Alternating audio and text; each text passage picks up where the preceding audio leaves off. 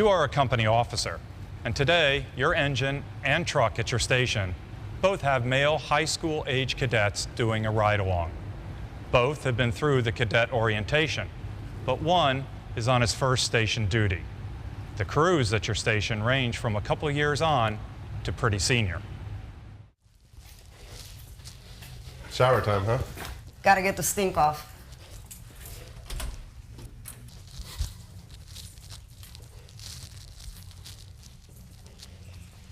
Hey, they're letting you guys wear our shirts now too? Hey, do me a favor. We gotta get out of here. We're in a hurry. Go get the other guy in the shower and let's get going. Okay.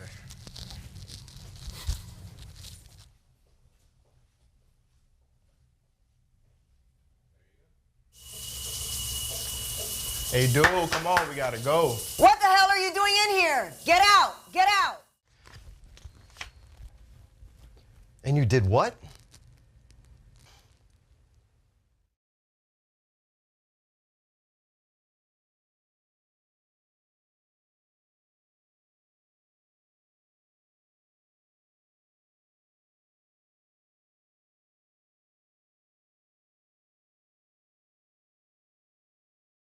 So what do you think?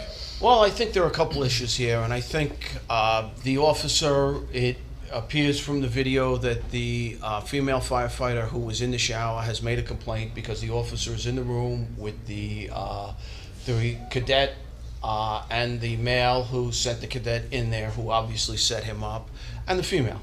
So now the officer has to make a decision. What are they going to do? What's going to be the appropriate action?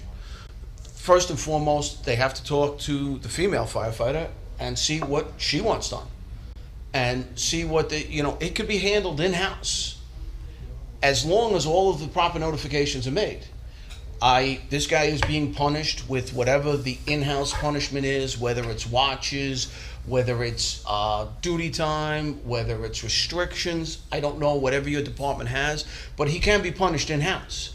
The officer has to take an action.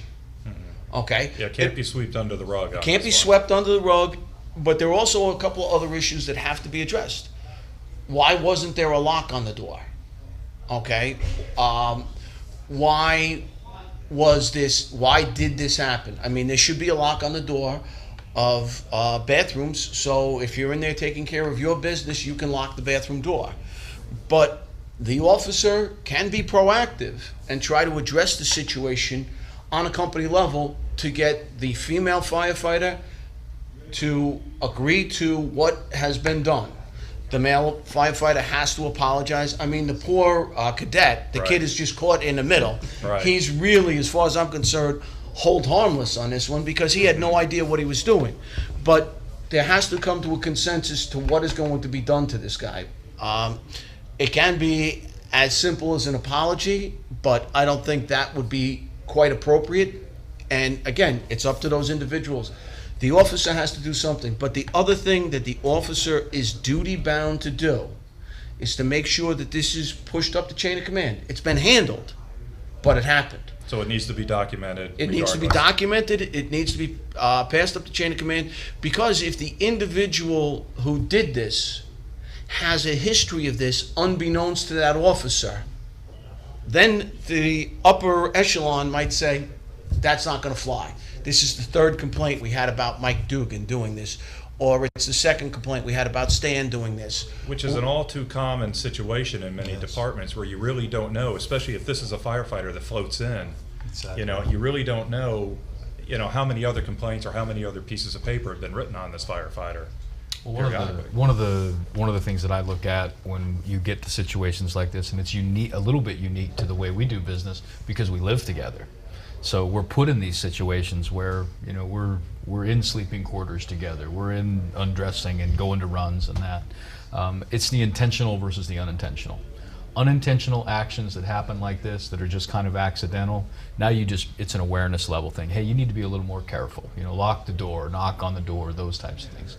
In this instance, it was intentional, and intentional rises to a much higher bar for me as far as when punishment is doled out, when counseling happens, because I don't want repeat offenders, and let's face it, this type of thing affects morale in the firehouse. If I can't trust you to respect my dignity, if I can't trust you to respect the dignity of the firefighters who are showering or going to the bathroom or undressing, what can I trust you with?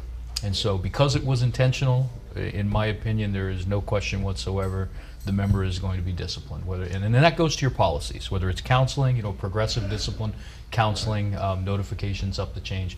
But you cannot allow somebody to willfully disrespect another member at that level and just hope that everything's going to be okay. I agree, but another situation is it was a cadet, a minor, who the parents trust you taking their child under their wing and exposing them to fire and EMS. Now you have the child go into a locker room and possibly see a woman nude. That is inappropriate. Now you have to deal with the parent, and how would that happen? It wasn't just another. Especially if a complaint is Exactly. lodged. So it's not just another coworker who's an adult, it's a minor. So Well, and a visitor to our firehouse, Exactly. where we ought to be Exactly. protecting visitors to our firehouses, not exposing them to things they shouldn't be exposed to. And that's where accountability comes in. Oftentimes we think that's the officer that has to be accountable. No, it's a group accountability. Everyone in that firehouse needs to be accountable for the decisions that they make. And that you have to start from the very beginning, help them to take ownership of it. This is our firehouse. Whatever happens here reflects upon each and every one of us, and in the grander scale, reflects on other departments. Because the public at large doesn't see one fire department from another. What happens in this fire department, all of us are guilty of that.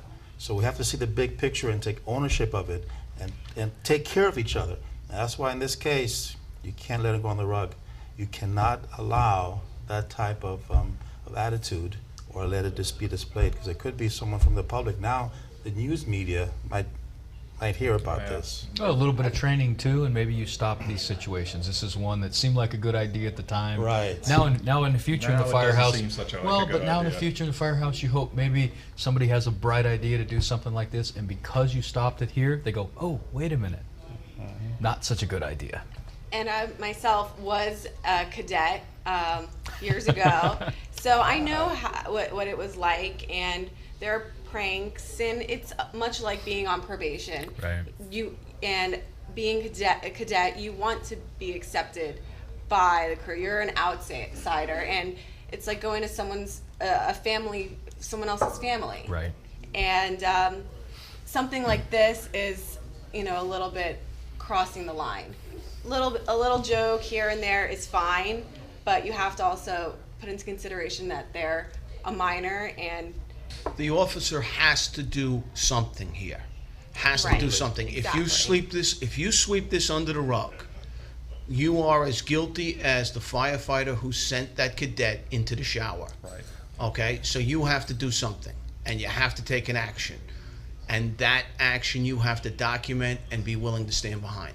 as an officer, I also think there should be certain rules in place when you have a cadet or a visitor in place. You're not going to have your normal actions, possibly the jokes and the manners that you have with one another like you normally would when you don't have a cadet or visitor in the station. You have to be on your best behavior. All right. Very good.